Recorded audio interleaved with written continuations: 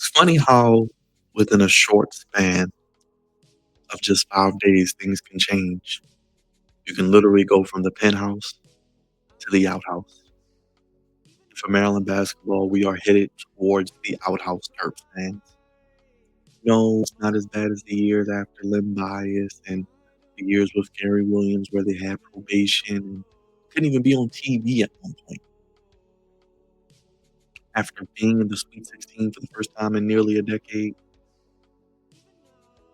no athletic director, no head basketball coach for the men's team, and the president of the university under scrutiny and maybe hot water. How much longer does he have his job?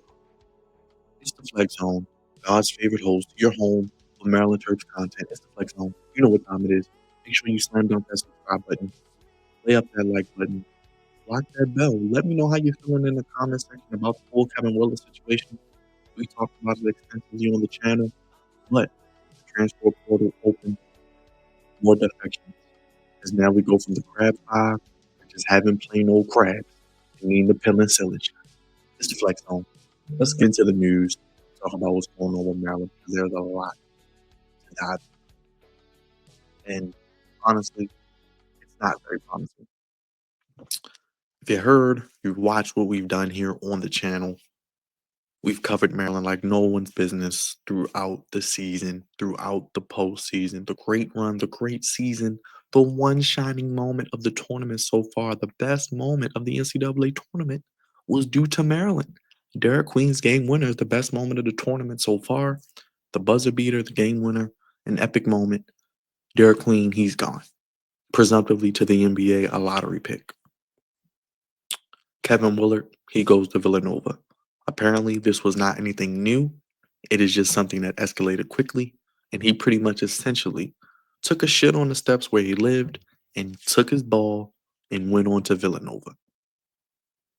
He wanted to go back to the Big East, and I think that is where his heart lies. And I'm not mad that he wanted to go back to a Villanova, wanted to go to a Blue Blood, wanted to go to a school, a program that has the revenue sharing, that has the NIL money, that has the resources. Remember, they don't have a football program that's going to take money away from them. They are the number one game in town. So I'm not mad that he wanted to get that opportunity. I'm just upset at the way he did it. You can't vouch, you can't fight, you can't express that you want more from Maryland, and you're going to leave in the middle of the night and tell your players over Zoom. I don't like the way that this whole coaching and guys are able to, players and coaches alike, because players can do it. We can't get mad at coaches for doing it. But my whole thing is there needs to be regulation on both ends. And with that said, the hits keep coming from Maryland. Kevin Willard, he's gone. We mentioned no athletic director. We mentioned the president situation. He could be on the outs. I don't know. But Maryland men's basketball, after losing Kevin Willard, have now lost starting guards Jacoby Gillespie and Rodney Rice. This was yesterday. After also Jay Young, backup guard, and big Tafari Kapari entered the portal. Remember, Julian Reese, he's gone. More than likely, Geronimo's gone, Derek Queen gone, Gillespie gone, Rodney Rice gone, Jay Young, now Tafari Kapara. Tafari Kapara. It seems like maybe there is potential that some of these people could come back or one of these individuals could come back. I don't see it. The rumor is Rodney Rice wants to play point guard. Could Gillespie go to Villanova with Willard? Could we see a situation where Gillespie maybe goes to Tennessee, where he's from? Does he go to Kentucky? Rumors are swirling. I don't know. Gillespie was coming from Belmont, 2 years at Belmont, 6'1". He adjusted seamlessly to the Big Ten, all Big Ten third team, 14.7 points a game, 2.8 rebounds, 4.8 assists, 1.9 steals a game. Shot 45.3% from the field, 40.7 from three, 86.2 from the free throw line. Gillespie is a Greenville, Tennessee native. Hence why I said he could maybe go to Tennessee. Remember, Tennessee just was in the Elite Eight. He will garner significant national interest. He played on the big stage. He played at Maryland. He went from Belmont to the Big Ten. He can adjust to the level of competition. If you can play in the Big Ten, you can play anywhere in the country. His defense, especially, is key, and you got to have good guard play when you get to March. So Tennessee has an opening at point guard, and with the big NIL payday, it could make a lot of sense. So look out for that. Gillespie had 6 20-point games and a season high 27 points in a 79-61 win over UCLA on January 10th. When Jameer Young left, that left a huge void. Gillespie stepped up and rose to the occasion. A big, big, big repertoire offensively, really good defensively. He can hit 3 pointers. He had 2 games with 5 threes and 8 with at least 4. So he can shoot, he can defend, and he can be a floor general at the point guard position. Rice, 6'4", his first season at Maryland, came from Virginia Tech, averaged 13.8, the DeMatha alumni. 2.2 rebounds, 2.2 assists per game. He doesn't really have an all-around game, which kind of gets me sometimes. He's pretty much he's a scorer. He's going to try to shoot and score. And when he's making the shots, it's great. He can get hot and give you 25, but when he's not hot, he's very streaky. He can go 2 for 8 from the field like we saw after they beat Illinois and then lost to Michigan. The DeMatha Catholic product shot 37.3% from three, 43.4% from the field, 81% from the free throw line. So the backcourt of Maryland was very solid. They made free throws, they could play solid defense, they could shoot. Rice has at least 2 years of eligibility after only playing 8 games at Virginia Tech during the 2022-2023 season.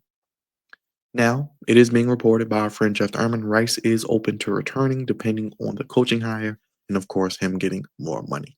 He averaged 5.9 3-point attempts per season, 6 20-point games, including a dazzling 26 points against Illinois, which I just said in the Big Ten tournament, the quarterfinals on March 14th. He drilled a game winner and a big game winner on the road at Indiana when Maryland was having road struggles, which catapulted them to ending the season on a high run, especially playing well on the road. That was on January 26th as well. Remember, Rice, Gillespie, probably gone. They're gone.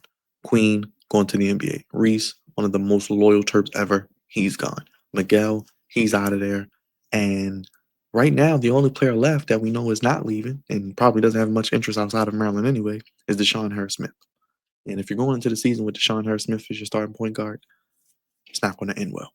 But on top of that, we have other news because I do want to share this with you all. Their 4-star recruit, who was their only big recruit last season, Mount Zion Prep, 4-star guard Christian Jeffrey has decommitted from Maryland, and he was the lone commit in the class of 2025. The rumors are he will follow Willard to have his cheesesteaks in Philly at Villanova. Christian Jeffrey. So he's decommitted. Looks like he's probably going to end up at Villanova, get paid handsomely to do so. And now Maryland's lone commit for next year is gone. So just wanted to come on here, kind of talk to you guys about what was going on. Maryland, they're losing all their players. You hear red skies in the background. It's going to be a down year, Terps, regardless of how this plays out. Whoever they coach or whoever the coach is to be, we'll do a video on that. Is it a Maryland guy? Do we need to go get a Maryland guy? I don't know. We'll see. I mean, because these things can work out well, where an alumni comes back, former player, and does well, like Mark Pope in Kentucky, or even John Schneider and Duke. But then you have situations like Jawan Howard in Michigan. So I don't know. Sound off in the comment section. What do you think about everyone leaving? What do you think about Willard going to Villanova? What do you think about maybe them replenishing the cupboard, which is bare? How do you feel about this whole situation? Slam dunk that subscribe button, lay up that thumbs up, leave us a like, and make sure you block that bell. It's the Flex Zone. We cover Maryland, giving you sports and Maryland Terps coverage how you want it, when you need it. God's favorite host. I'm getting ready to get out of here, but remember, Jacoby Gillespie, Rodney Rice, Derek Lee, Selton Miguel, Julian Reese, no more Crab 5. We just got crabs. No head coach, no athletic director, no NIL money apparently. Revenue sharing is behind. We know that already. The redheaded stepchild of this Maryland basketball. And after a historic season making this team for the first time in nearly 10 years, the team looks like it's now rejected. Unfortunately, no commits 2026.